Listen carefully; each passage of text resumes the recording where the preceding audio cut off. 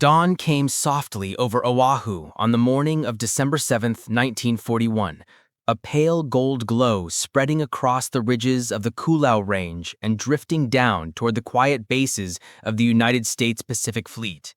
It was a Sunday, a day of rest, a day when no one expected danger to cross the thousands of miles of ocean that separated Hawaii from the Empire of Japan.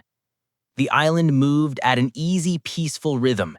Kitchens warmed up for breakfast, card games lingered in barracks, and battleship crews prepared for another slow morning of routine duties. Far above the shoreline, on a windy ridge known as Opana Point, two young soldiers were already awake and working their shift at a strange and little-understood machine, the SCR-270 radar set. They were Joseph Lockhart and George Elliott, both in their early 20s, both trained for a task that most of the Army barely understood. Radar was a new technology, experimental, unproven, and lacking the respect of senior officers. Many believed that it could be helpful in theory, but few trusted it in practice. To most commanders, it was a curiosity, a machine still being tested, a tool of the future rather than a shield for the present. Yet to the two men in that lonely outpost, the radar was already familiar. They knew the hum of its generator, the sweep of its antenna, the flicker of its oscilloscope. They knew how to read its signals and how to recognize the irregular shapes of local flights, the small clusters that marked training aircraft, and the tiny smudges that revealed the slow movements of coastal traffic. The outpost itself was bare bones, little more than a hut with cables, boxes, and the towering antenna that rose above the ridge like the skeleton of some metallic beast. The truck that carried them up each morning rattled on the rough path, and when it drove back down the ridge, the two men were left alone with the wind, the hum of the equipment, and the open sky. The shift after sunrise was usually quiet, almost empty. The SCR-270 rarely picked up anything unusual at that hour. Normally, only scattered training flights or routine movements from the nearby airfields, and even those were predictable. Clean blips moving across the screen in ways the men had come to recognize at a glance. But beneath that calm morning surface, the Pacific was hiding something vast and terrible. Far beyond the American horizon, 6 Japanese carriers had already launched their strike force, more than 180 aircraft advancing in tight formation, their engines beating against the sky as they sped toward Oahu. The pilots had been briefed, their timing was precise, their routes exact, and they were now entering the critical final stretch, closing the distance minute by minute. The Americans did not know this. They could not hear the distant swell of engines, nor see the shadows moving high above the endless blue. And so, life continued as always. The radar men adjusted knobs, noted readings, and waited for the shift to end, while the island below them prepared for another easy Sunday. Lockhart leaned over the radar controls, running a standard test sweep, his hands moving automatically through motions performed hundreds of times before. Elliott, beside him, tracked the faint lines with a grease pencil, marking the small patterns as part of his training. Neither expected anything beyond regular activity. The sun grew brighter, the winds softened, and still the radar hummed steadily, its wide electronic gaze sweeping out over the ocean. The two men had no reason to believe that this morning would be any different. Intelligence reports had mentioned rising tension with Japan, but Washington analysts believed that any attack, if it came, would be directed toward the Philippines or British Malaya, not Hawaii, and the commanders on Oahu felt the same. They had been warned in general terms, but no one imagined a surprise attack on Pearl Harbor, and certainly not on a Sunday at daybreak. As Lockhart adjusted the range settings on the radar unit, he expanded the scan far beyond normal practice. It was an automatic gesture, a technical habit, but it placed the radar in the perfect mode to pick up something at extreme distance, something that would otherwise have drifted across the screen unnoticed. At first, everything looked normal. The faint lines, the scattered minor signals. Then, as the antenna completed another sweep, something new appeared. A smudge, no larger than a fingertip, but darker, thicker, more solid than anything the men had ever seen. Elliott leaned forward, puzzled. He sharpened the pencil line as the next sweep passed and the smudge grew larger. This was no local flight, no pair of training aircraft, no coastal patrol. It was something massive. Maybe dozens of planes, maybe more. Lockhart increased the gain. The line thickened, stretched, widened across the oscilloscope in a way that made the air inside the hut feel suddenly heavier. For the first time that morning, unease crept in. There had never been a signal like this, not from any American formation, not from any routine activity on the island. Elliot and Lockhart looked at each other in disbelief. Neither fully understood what they were seeing, but both knew it was significant. The quiet morning seemed to tighten around them. The hum of the radar grew louder in their ears as the sweeping arm traced the sky again and again, feeding the machine a signal that was becoming unmistakable. A large formation of aircraft was approaching Oahu, and it was coming fast. The world outside still looked peaceful. The ocean still glittered under the rising sun, and the airfields below them still rested in their Sunday calm. But inside the tiny radar hut, something had changed. The future had shifted. The first hint of disaster had appeared as a ghostly shape on a flickering screen. And though neither soldier could yet grasp the scale of what was coming, both men sensed that this moment was different, that this morning was no longer ordinary, that something unseen was racing toward Hawaii, and that within minutes, the peace around them would be torn apart forever. At 7:02 in the morning, the radar screen at Opana Point lit up with a shape that should not have existed. A thick, dark mass that grew larger with every sweep of the antenna, like a storm cloud forming out of nothing. The oscilloscope glowed faintly in the dim hut as Joseph Lockhart leaned closer, his pulse rising. He had never seen anything like this. Neither had George Eliot, who stared at the expanding trace as if willing it to make sense. In training, they had been taught what normal looked like: small clusters, tidy lines, predictable movement. But this was something entirely different. A formation so large it swallowed the screen in one broad smear of energy. Elliot ran a quick calculation, based on the distance scale, muttering under his breath. The signal was coming from the north, perhaps a little northeast, far out over the ocean. Too far to be any local traffic and definitely too large to be a handful of aircraft. The men glanced at each other, and for a moment there was only the sound of the radar hum, an almost living pulse that filled the cramped space. The signal grew stronger, darker, more defined, as if the sky itself was shouting a warning that no one else could hear. Elliot wiped the grease pencil lines and marked the next sweep, his voice steady but tense. "That is a huge flight," Lockhart nodded, though his stomach tightened. It seemed impossible. The Army Air Forces had no scheduled flights of that size, and certainly none approaching from that direction. The only aircraft expected that morning were a small group of B-17s arriving from the mainland, and they were coming from the east, not the north. The formation on the radar screen moved too fast, too tight, too purposefully. It was like watching the shadow of something massive approaching unseen across the sky. As the minutes passed, the signal doubled in size, then tripled. The smudge stretched across the oscilloscope in a thickening bar that left no doubt. An enormous formation of aircraft was inbound. Elliot swallowed. There is no way this is routine. Lockhart felt the same dread, though he said nothing at first. He simply adjusted the controls, trying to sharpen the image, but each adjustment only confirmed what they already knew. This was real. The formation was closing in. They could track its advance, sweep after sweep, each pass pulling it closer to Oahu. The men knew they had to report it. Elliot grabbed the phone connecting to the information center at Fort Shafter, while Lockhart watched the screen like it contained the fate of the entire island. The phone rang twice before a voice answered. Inside the hut, the silence tightened around them. Elliot explained what they were seeing, his voice urgent but respectful. The voice on the other end belonged to Lieutenant Kermit Tyler, an officer new to radar procedures and serving only his second shift ever at the center. Tyler listened, but hesitated.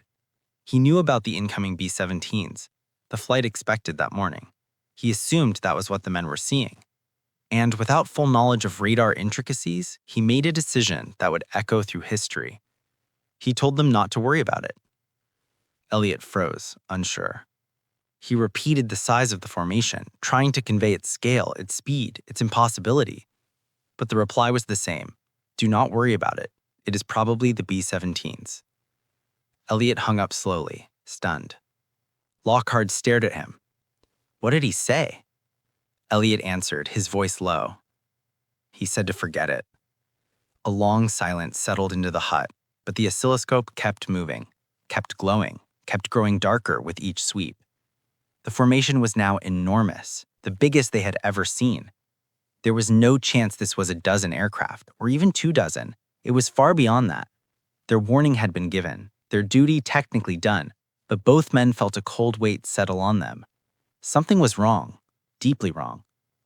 Outside, the wind softened, the sky brightened, and the island below continued its easy Sunday rhythm, unaware that more than 180 Japanese aircraft were cutting through the sky toward them at attack speed.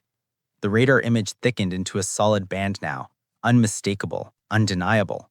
A mass of planes so large the screen struggled to hold its outline.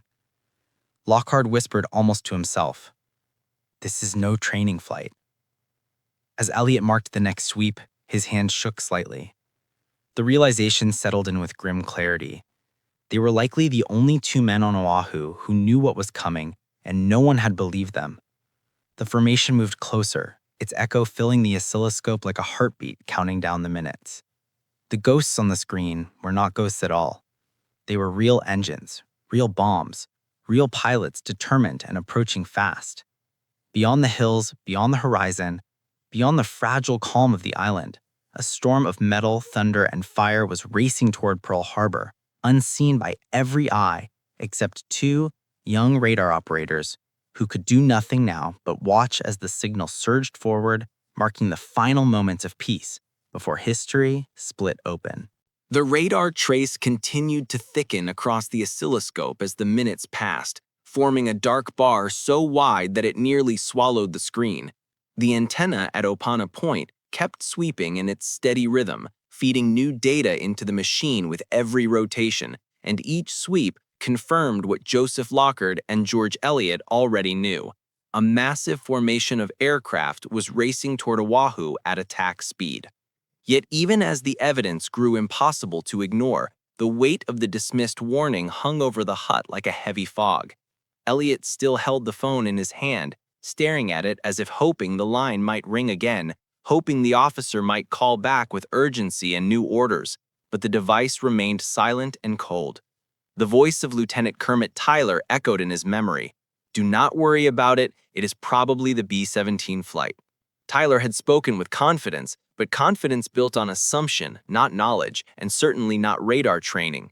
Elliot replayed the conversation in his mind, line by line, tone by tone, wondering if he had failed to explain the magnitude enough, wondering if he had sounded uncertain or too cautious, if he should have insisted harder, should have demanded a supervisor, should have broken protocol and raised the alert directly. But he had done what soldiers were taught to do. He had followed the chain of command, and the chain of command had snapped under the weight of a single incorrect assumption. Lockhart adjusted the radar controls again, his movements tense. The massive blip on the screen crawled closer with every sweep. The formation was now only minutes from the island, the signal so strong that it distorted slightly at the edges, proof of both its size and its nearness. Elliot stepped closer to the screen, his voice low and unsettled. "We cannot ignore this, Joe." Lockhart looked at him, eyes tight with frustration. "I know we cannot, but they already told us to stand down." Elliot clenched his jaw. He felt the helplessness growing inside him like a stone sinking deeper. He had been trained to identify targets, to read the machine, to spot danger long before anyone else, but he had never been trained to override a superior officer, never been told what to do when the truth was on the radar screen, but disbelief was in the command post. He turned to the phone again, his hand hovering over the receiver, but he hesitated. The doubt was not in his mind. The doubt was in the system, in the hierarchy of a military that did not yet understand how to use its own new technology. Outside the small hut, the wind shifted and carried the distant sound of crashing surf from the northern shore. The horizon held its calm blue. The rising sun spread warm light across the island, and for a moment the peaceful morning almost seemed to mock them. Below, at Pearl Harbor, sailors were tying lines, drinking coffee, or preparing for inspection, some still asleep in their bunks. Officers reviewed paperwork. Crews on the battleships Arizona and Oklahoma moved through their routines with no awareness that death was approaching overhead at attack speed. The island of Oahu breathed in a slow, unaware rhythm, while the soundless trace on a radar screen predicted catastrophe. Lockhart continued tracking the signal, his pencil marking the sweeps with growing urgency. "It keeps growing," he said under his breath. The formation was now just north of the island, its direction precise, its speed unwavering, no drift, no scatter, no sign of a training formation, only a perfect forward march, the mark of a strike force conditioned, drilled, and timed to the second. Elliot paced the small hut, his boots scraping lightly across the floor. He wanted to act, he wanted to shout, he wanted to run down the hill and warn someone, anyone. But the rational soldier inside him understood the brutal truth. Two radar operators could not sound base-wide alarms on their own authority. They could only report, and they had reported. They had done their duty. Yet, the weight of responsibility pressed on them with crushing force. They were the only ones who had seen it, and the only ones being ignored. Lockhart looked up, his voice barely above a whisper. "What if we are right?" he asked. The question hung between them, thick and heavy. Elliot knew the answer, even though he did not want to say it aloud. Then Pearl Harbor is in danger. The next sweep confirmed that the aircraft were now nearly over the island, their symbol on the screen stretching almost into a straight bar, meaning the formation was no longer far away, but directly inbound. The radar could no longer distinguish the distance between individual planes. The mass was too dense, too close, too overwhelming. Elliot stared at the image in disbelief. How can anyone mistake this for the B-17 flight?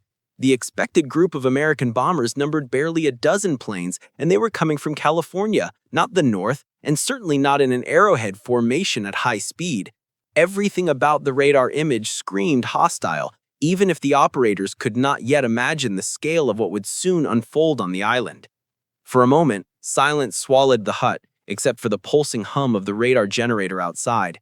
The wind died down, the ocean stilled, and the final minutes of peace slipped away. The signal on the oscilloscope surged again, the formation now crossing the last invisible threshold between approach and arrival. Elliot exhaled slowly, feeling dread settle deep inside him. "We should have been heard," he murmured. Lockhart nodded, his voice tight. "We were the only ones who saw them, and we are the only ones who know the truth." Elliot stepped outside the hut for a moment, the noise of the generator fading behind him. He looked across the northern coast of Oahu. The sky was clear, calm, innocent. There was no hint of metal or engines, no glint of sunlight off wings, no warning at all, just the quiet beauty of a Sunday morning, the kind of morning that seemed incapable of holding violence. But he felt it coming like pressure before a storm, invisible but unmistakable. Inside the hut, the radar trace thickened into a final heavy smear, signaling that the aircraft were now almost directly overhead, but too high and too far north for anyone below to notice. Elliot stared at the image in disbelief. "Joe, they are here!" Lockhart swallowed hard, the helplessness twisting inside him. And then, in that final minute before the first Japanese aircraft struck Pearl Harbor, the two young soldiers stood in their lonely radar station, watching a disaster unfold in silence. They had done everything they could, but the warning had vanished, unheeded, lost in assumption, overshadowed by doubt, swallowed by the stillness of a peaceful morning. Soon, the silent ghosts on the screen would become real engines, real bombs, real destruction. But for now, they were only flickering shapes, drifting across the oscilloscope, carrying with them the weight of a tragedy that no one but two radar operators had seen coming, and no one had believed. The massive formation that had painted itself across the oscilloscope at Opana Point finally slipped beyond the reach of the SCR-270 beams, vanishing from the screen, not because it had disappeared, but because it had crossed the final invisible threshold into the skies over Oahu. For a moment, the hut fell silent, as if the entire island had paused in a final calm breath before the world shattered. Far below, American sailors continued their slow Sunday routines, unaware that death was already taking shape above the northern coast. At 7:48 in the morning, the first wave of Japanese aircraft broke through the thin clouds over Oahu Point. Sunlight flashed off metal wings as more than 180 planes descended in tight formation. Torpedo bombers skimming close to the water, dive bombers climbing sharply to prepare for attack runs, and commanding fighters sweeping ahead like hawks searching for prey. The pilots of the Imperial Japanese Navy had trained for this moment for months. Each man briefed in exacting detail. Each squadron drilled until their movements were mechanical, perfect, unstoppable. They flew southward in silence, except for the thunder of engines filling the sky. The island citizens heard the roar first. Many mistook it for American planes on a morning training run, a common sound on Oahu. But those engines were different, deeper, more aggressive, carrying an intent that no one yet understood. At Schofield Barracks, soldiers paused and glanced upward. At Wheeler Field, some pilots sipping morning coffee looked skyward, thinking perhaps it was a formation returning early from maneuvers. At Hicken Field, air crews readied for routine duties, unaware that enemy fighters were already positioning themselves overhead. And at Pearl Harbor, the battleships lay at their moorings, quiet and still, massive silhouettes against the rising sun. Smoke did not yet rise from the water. No alarms had sounded, no orders had been shouted, but the moment of impact was only seconds away. Up on Opana Point, Elliot and Lockhart stood outside their hut, staring southward, their eyes scanning the horizon. They saw nothing at first. The northern skies looked deceptively calm. But the distant, growing roar reached their ears. Low at first like wind, then louder, deeper, fuller. They exchanged a glance that needed no words. The formation on the radar screen had been real, and now it was here. Elliot whispered, "They are coming." Lockhart nodded, his stomach twisting. The helplessness they had felt earlier now turning into dread that seemed to press against their ribs. Then, it began. The first Japanese aircraft swooped down from the clouds. Zero fighters diving toward Wheeler Field with guns blazing. The opening bursts of gunfire cracked through the morning air, breaking the calm like shattering glass. The surprise attack had begun. In a split second, the island transformed from peaceful Sunday morning to exploding chaos machine. Machine guns tore across runways, catching rows of American aircraft lined wingtip to wingtip, an efficient but disastrous formation against a surprise enemy attack. Zero strafed the grounded planes, setting them ablaze before they could taxi. Crew chiefs, mechanics, pilots, everyone caught in the open scrambled desperately for cover. At 7:55, the first torpedo bombers reached Battleship Row, flying low over the water like deadly insects. Their torpedoes releasing with chilling precision. The metal cylinders streaked beneath the surface toward the anchored giants. The battleship Oklahoma took multiple hits almost immediately, her hull splitting open as she began to roll. Men tumbled from the decks into the water, screaming as she capsized. Within minutes, nearby, the West Virginia shuddered under a devastating string of torpedo strikes. Flames erupted across her decks as she slowly sank, settling into the harbor mud. The Arizona stood proudly at her mooring, her flag rising in the morning air. But one Japanese dive bomber broke from formation, screamed downward, and dropped a single armor-piercing bomb. The bomb tore through her forward deck and ignited the forward magazine in a catastrophic explosion. The Arizona erupted in a towering column of fire and smoke, the blast visible across the entire island. Men were thrown into the water, debris rained from the sky. The sound echoed off the mountains like thunder, tearing through the hearts of everyone who heard it. At Hickam Field, the second wave hit. Bombers screamed downward, unleashing explosions that ripped apart hangars, barracks, and fuel storage tanks. Black smoke billowed upward, spreading across the island like a curtain of doom. The first responders struggled to act, but the attack was too fast, too coordinated, and too overwhelming. Elliot and Lockhart watched from their distant ridge, their vantage point offering a horrifying panorama of the destruction. Black plumes rising from the harbor, flashes of orange fire blooming like awful flowers across the base. The faint echo of explosions reaching them seconds later. "It has begun," Elliot said, his voice barely audible. Lockhart swallowed stiffly. "We tried, George. We tried." But his words felt hollow, drifting away, useless against the enormity of the devastation below. At Pearl Harbor, sailors threw themselves into action, some manning anti-aircraft guns, others battling flames, many diving into the burning water to pull survivors from the wreckage. The air was filled with smoke, shouting, gunfire, and the deafening roar of engines. The Japanese pilots moved with deadly precision. Zeros patrolled the skies, firing on any American attempting to take off, while bombers pressed their assault on ships, aircraft, and facilities across the island. At Hickam Field, pilots sprinted toward burning planes, trying desperately to get airborne. A few managed to lift off under fire, engaging the attackers with bravery bordering on hopelessness. Yet even in the chaos, acts of heroism unfolded. Men helped the wounded, dragged comrades from debris, stood their ground at anti-aircraft stations, firing through smoke and heat, despite overwhelming odds. But heroism could not stop the scale of the disaster. The attack lasted less than 2 hours, but those hours reshaped the world. By the time the Japanese planes turned northward to return to their carriers, the harbor burned, battleships sank or lay shattered, the airfields smoldered, and the island trembled under the weight of disbelief. Only then did the full truth settle in.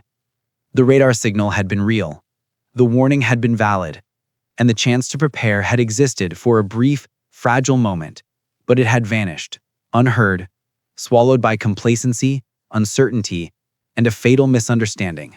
When the last Japanese aircraft disappeared into the northern sky, leaving behind a trail of smoke, fire, and silence, the island of Oahu lay transformed.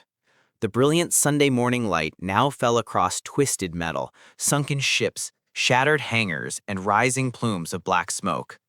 Pearl Harbor no longer shimmered with calm water, but boiled with burning oil, sailors struggling to survive, and the wrecks of battleships that only hours earlier had seemed untouchable.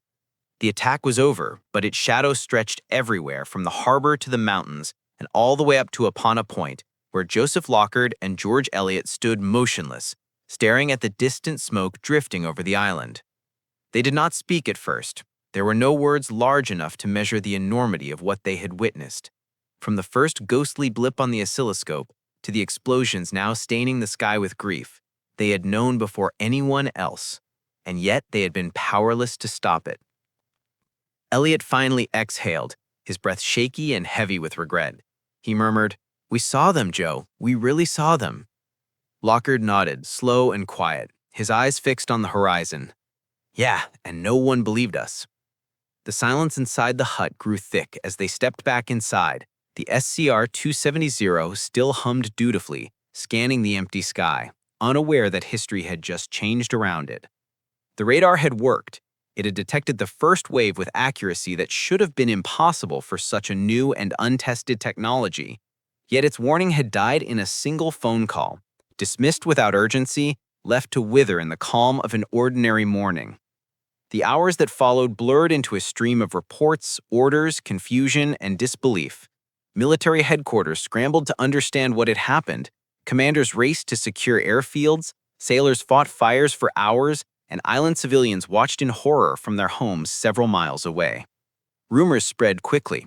Early on, some whispered that a radar station had seen something, but that the report had been ignored.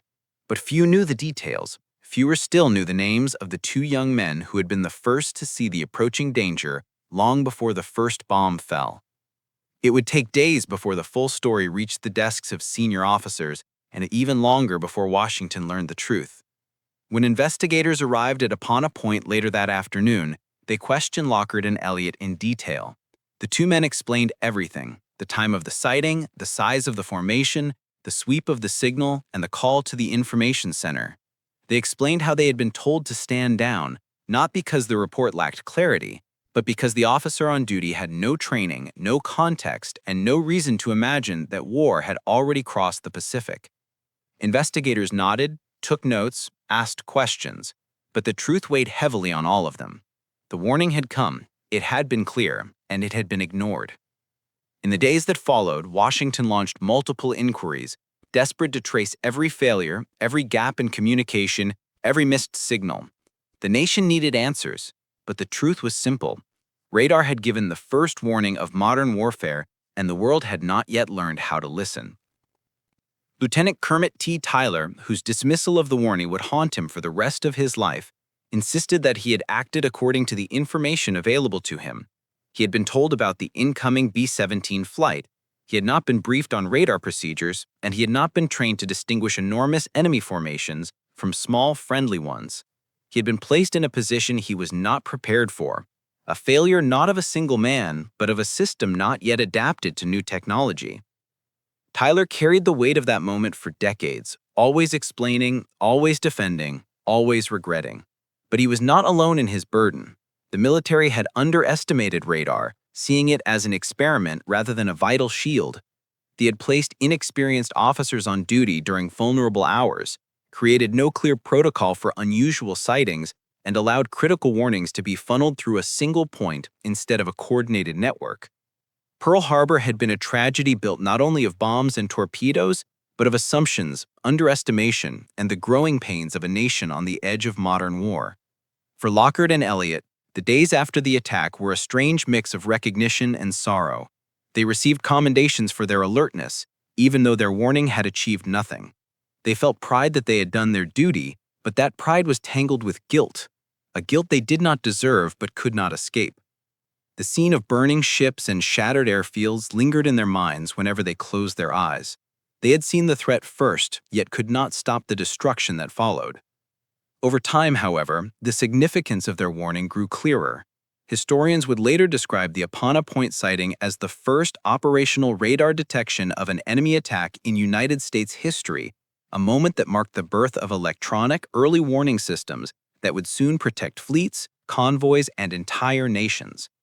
Radar stations multiplied across the Pacific.